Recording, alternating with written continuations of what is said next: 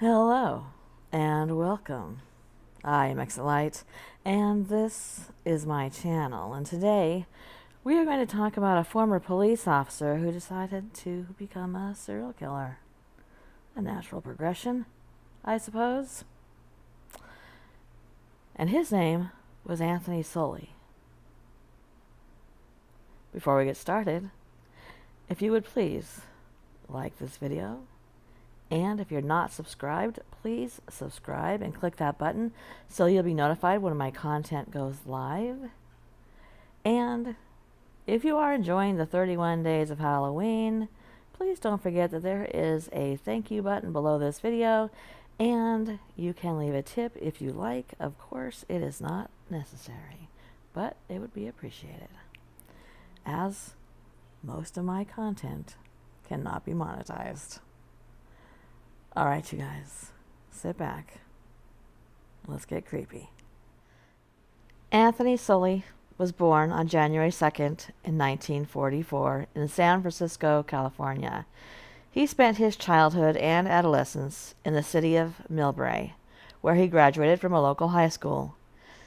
In the early 1960s, Sully met Elizabeth Ann, and they were married in 1965. After the wedding, he developed an interest in law enforcement, and Sully applied for a job at the police department in Millbrae, becoming a police officer the following year. In 1966 through 1974, he served in the patrol and post service, during which time he had a completely clean record and was described positively by his coworkers. Serial killers usually are, by the way. Around this time, his behavior began to change, and in 1969, his wife filed for divorce, claiming that she had been physically abused by Sully for 4 years. In 1974, he married a second time to a woman named Donna. But after only 15 months, she smartened up and divorced him due to his constant physical assaults, in addition to the courts issuing a restraining order on Sully to not approach her or her child, or her relatives. She also mentioned an incident in which Sully had twisted the heads of her daughter's ducklings and threatened to do the same to the child. After quitting the police department, Sully decided to start his own business in the late 1970s.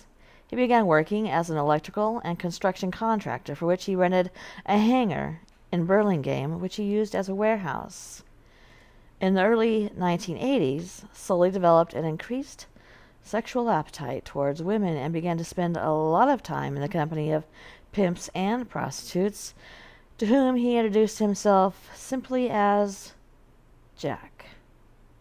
Subsequently, Sully invested several $1,000s in the creation of an escort agency, and he began using drugs. In 1982, Sully met 32-year-old Tina Livingston, the owner of a local escort agency.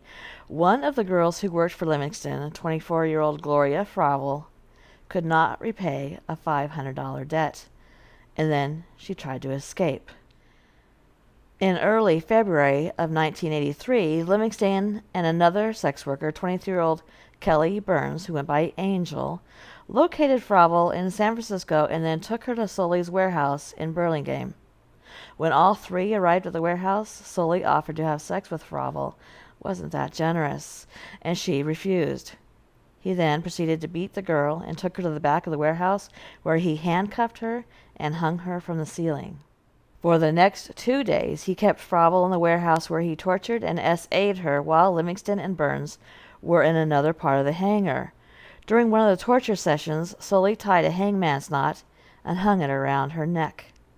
Most of the time, Fravel was drugged with a word that starts with C and ends with Cain, but one time, Sully lost control of the situation, allowing Fravel to free herself from the gag, and she began to scream. Livingston and Burns unsuccessfully tried to replace the gag and silence her, after which Sully came in and strangled her with the rope. With his accomplice's help, he placed her body in the car and then, together with Burns, left the warehouse to dump it. During the trip, Fravel regained consciousness, and as a result, The pair stopped the car on the side of the road. Sully then hit Fravel several times in the head with an axe, killing her. The pair then disposed of her body near State Route 35, where it was discovered on February 7th. Sully is said to have kept a newspaper article reporting the discovery of her body as a trophy and had thought it was, quote, hilarious that she had been found by a butcher. Soon after Fravel's murder, Sully asked Livingston to bring a girl who was not a prostitute, but would still agree to provide him with sexual services in exchange for money. A few days later, Livingston called Sully and told him about a 19-year-old girl named Brenda Oakton, a roommate of one of her escorts. Oakton, who ran away from her home in Huntington Beach in the early 1980s, was a fan of punk rock who occasionally engaged in prostitution under the name Brenda Rule. In mid-February, Oakton was taken to Sully's warehouse in Burlingame, where he shot her in the back of the head with a .38 caliber revolver. After the murder, at the request of Sully, Livingston spread a rumor among Oakton's friends and acquaintances that she had boarded a bus and left to San Francisco towards an unknown destination. Sully's next victims were a 24-year-old pimp named Michael Thomas and his 20-year-old common-law wife, Phyllis Melendez. Thomas had a criminal record for robbery and drug possession dating back to 1977, while Melendez was a prostitute who had been arrested for prostitution on 5 occasions in 1982. In early 1983, Thomas and Sully had an argument, and so, in April of that year, Sully invited the pair to his hangar, where he shot both of them in the back of the head shortly after they arrived. He then placed the corpses of Oakton, Thomas, and Melendez in 55-gallon drums, filling them with concrete, and then dropping them from the Golden Gate Park on April 29th, where they were found a few days later by a patrolman named Bruno Pezeldik. Sully's next victim was 22-year-old Barbara Searcy, and she had been an ex-girlfriend of his. In August 1983, he called the girl with an offer to meet and give her financial assistance, to which she agreed. After Searcy entered the hangar, she was shot in the back of the head with a revolver. Soon after that, Sully gave all of her clothes and personal belongings to Livingston as payment for the latter to go into Searcy's apartment and erase the message he left on her answering machine telling her to come over to his place. But Livingston was unable to enter the apartment.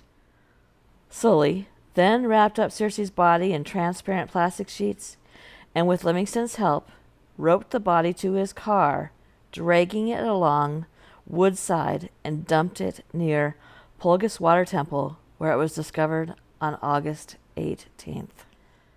And Sully's final victim was 24-year-old Catherine Barrett, and she was a drug dealer. She was invited to his hangar at the end of August 1983 to sell him 6 ounces of a word that starts with C and ends with Cain. It was there, with the help of 20-year-old Michael Anthony Francis, that Sully attacked Barrett, stabbing her 6 times in the chest and hitting her several times on the head with a sledgehammer. On August 19th, the girl's naked body was wrapped in plastic bags and was found on a street in South San Francisco's industrial district.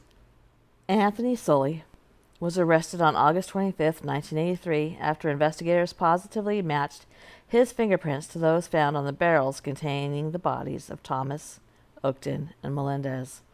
In addition to the fingerprints being left on the barrel surface, Sully and Burns's handprints were found on the concrete as well. After he was arrested, the police officers searched Sully's car and hangar, where they found that the barrels had actually been stolen from another nearby hangar. While examining the suspect's car, plastic bags were found that had an identical structural defect to those with which Michael Thomas's body had been wrapped in, as well as a white cotton rope. With the help of forensic technology, it was established that this was the same rope that had been used to tie the limbs of Barbara Searcy.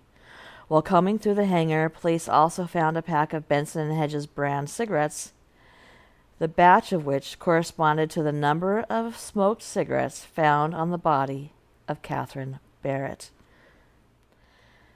After Sully was arrested, Tina Livingston contacted the police, and she confessed to her complicity in the crimes, and she testified against her cohorts, leading to the additional arrests of Kelly Burns and Michael Francis.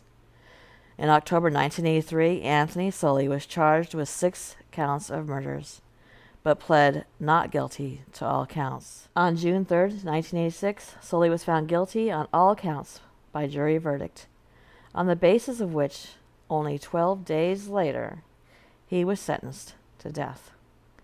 After the announcement of the verdict, Sully was allowed to make a 40-minute speech professing his innocence. After which, Sully was housed in San Quentin State Prison on death row. He requested a commutation of his sentence twice, once in 1991 and once in 2013, as well as for a new trial, but all of his appeals were dismissed. Anthony Sully died in prison on death row of natural causes on the morning of September 8th, 2023. The age of his death was 79. Thank you for coming to my channel, and good night.